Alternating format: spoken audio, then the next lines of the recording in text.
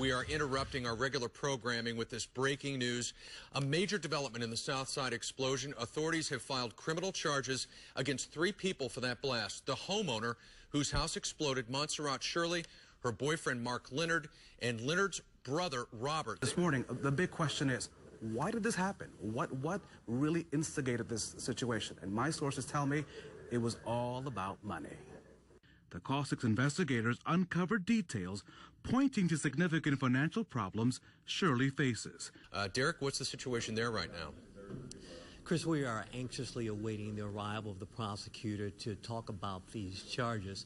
I'm standing in front of 1, 2, 3, 4, 5, 6 cameras here as we all wait. There are about 13 members of the media. You talked before they even laid out these allegations, before we even heard from the prosecutor, about this microwave that became this sort of timer in that home that was filled with gas. Yeah, we have a great team of investigators that have been poring over this case for the last 41 days. The Call 6 investigators have learned that a gas line to the fireplace was tampered with inside the home, and that the blast heard and felt 3 miles away was triggered by a microwave set to turn on at a specific time.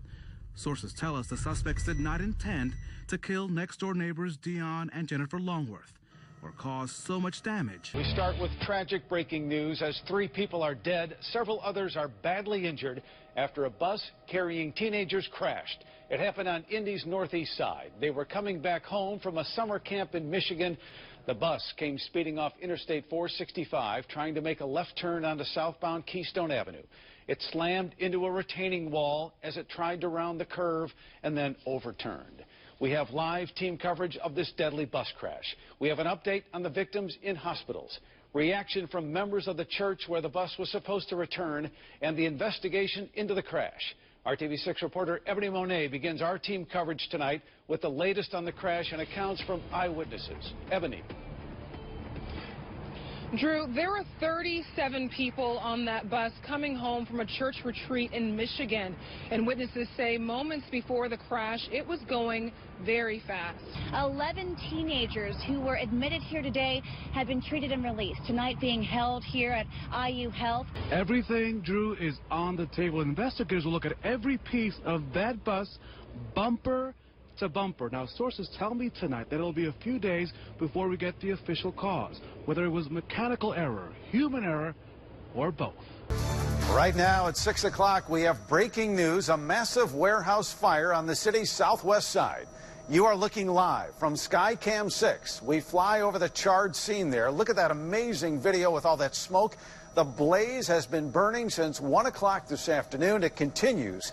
Nearly 200 firefighters work to contain the fire. We understand the building on fire is Nationwide Recycling. You can look at it right here. This is just amazing stuff. It was once occupied by the Link Belt Company. Smoke from this blaze could be seen for several miles around the city, has also prompted evacuations. RTV6 reporter Chris Profit has been at the scene since the very beginning. He begins our live team coverage. Chris? And Drew, it's rare to see a fire of this magnitude, but that's what we've had since just before 1 o'clock today. The building is still spewing out huge amounts of smoke, but we've heard several explosions. In fact, within the last few minutes, we've heard several large explosions attributed to propane tanks. I want to get out of the way and show you what this fire looks like right now. Now, we are told that there's a 500-gallon propane tank, a quarter full. Firefighters are trying to keep that cooled. There is nothing left.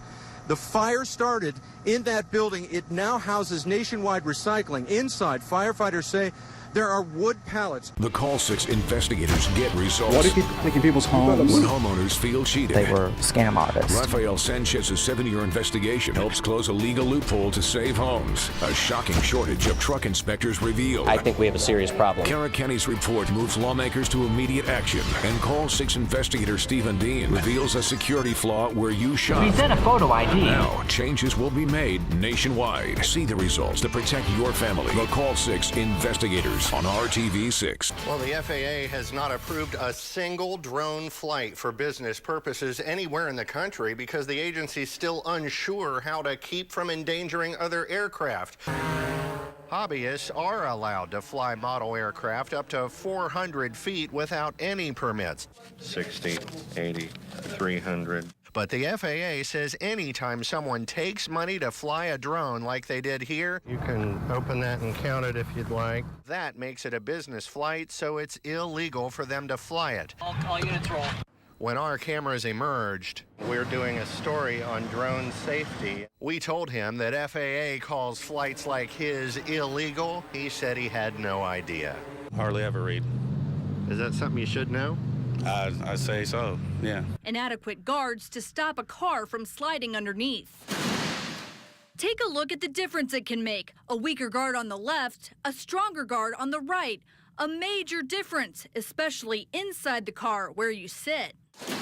Bill Hutchins is one of the lucky drivers. I thought I was dying. He was trying to merge onto I-65 when he and a truck collided, pinning him underneath the side of the truck and dragging him for miles. It was a hideous sound. Bill survived, but with neck and back problems. In the past 3 years, state police have handed out more than 60 violations for inadequate guards. Inspection reports obtained by the Call 6 investigators show guards rusted, broken, missing, bent, even held up by bungee cords. No paperwork, no registration. You can legally buy ID badges like this, registrations and certificates without having to prove you have a disability.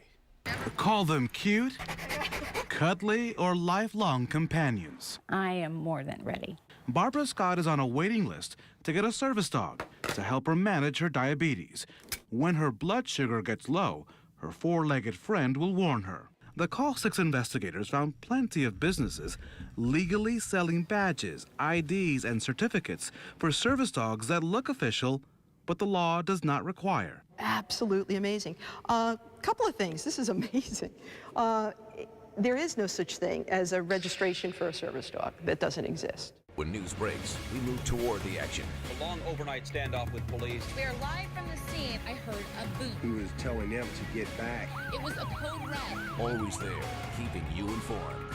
What's happening now on Good Morning Indiana? This Friday, high school football blowout coverage. Friday, football frenzy. Sunday, RTV6 puts you in the middle of Indy's biggest morning. 7 hours of breakfast at the Brickyard. The history, the tradition. The best weigh-in from Skycam 6 and everything inside the track. Plus, RTV6 is the only place to see the race in prime time at 7 on TV, on your phone. Race day beginning at 5 a.m. RTV6 driver expert Tony Kanaan takes the checkered flag at the 97th Indianapolis 500. Congrats, TK, from all of us at RTV6. We've had a lot of fun collecting toys for the RTV6 toy drive. The entire school is in the gym. It proves we live where community spirit is alive and well. We couldn't have done it without viewers like you. Now the holidays will be brighter for thousands of local families in need. Kevin Gregory, a new generation of viewers, the same accurate forecast. It's always on in my house. His weather report has always been accurate, and I know I can trust it. Kevin knows what he's talking about. He's very accurate. He says there's going to be rain, there's going to be rain. He makes it pretty fun and entertaining. He's just part of the family. RTV6 wants to keep your identity safe. That's why we've sponsored the second annual RTV6 Shred Day. It was a huge success. That was fabulous. And it's free. What a success. The RTV6 Education Expo gave light to Hoosiers of all ages about exciting educational opportunities right here in Indiana. RTV6 is proud to be the first to adopt an apartment at Coburn Place Safe Haven, and you can join us in this effort. RTV6 meteorologists Kevin Gregory and Todd Clausen hit the road to teach Hoosier kids about the We'll change the pressure. The kids don't even realize they're learning science. They're just enjoying it. Tonight, we celebrate the 50th anniversary of the Circle of Lights. Circle of Lights is just a great event around the city. 2, 1.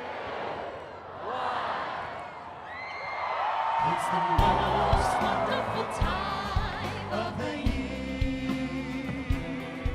1972, an idea was born to create a Nobel Prize for public service. After more than 4 decades, the Jefferson Awards have become the gold standard in recognizing extraordinary volunteers.